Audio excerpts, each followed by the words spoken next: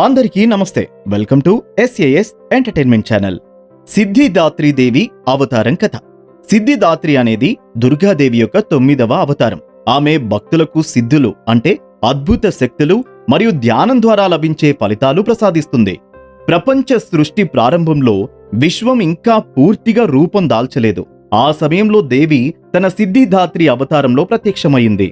ఆమె తన శక్తులతో దేవతలకు, ఋషులకు, యోగులకు అష్ట సిద్ధులు అనుగ్రహించింది. భగవంతుడు శివుడు కూడా ఈ దేవిని ఆరాధించాడు. ఆమె కృప వలన ఆయనకు అర్ధనారీశ్వర రూపం కలిగింది. అంటే శివుడి శరీరంలో అర్థం శక్తి, అర్థం శివుడు. ఇది శక్తి శివుల ఏకత్వానికి సూచకం. సిద్ధిదాత్రి రూపంలో దేవి పద్మంపై కూర్చుని 4 చేతులతో కనిపిస్తుంది. ఒక చేతిలో కమల పుష్పం, ఒక చేతిలో చక్రం, ఒక చేతిలో శంఖం, ఒక చేతిలో గద.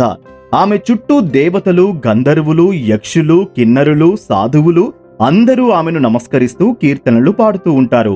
సిద్ధిదాత్రి మనకు చెబుతుంది, భక్తి, ధ్యానం, సత్యమార్గం వలన సాధ్యం కానిది ఏదీ లేదు. ఆమెను పూజిస్తే జీవితంలో విజయం, శాంతి, జ్ఞానం, ఐశ్వర్యం కలుగుతాయి. భయాలు తొలగిపోతాయి. మనసులో ధైర్యం పెరుగుతుంది.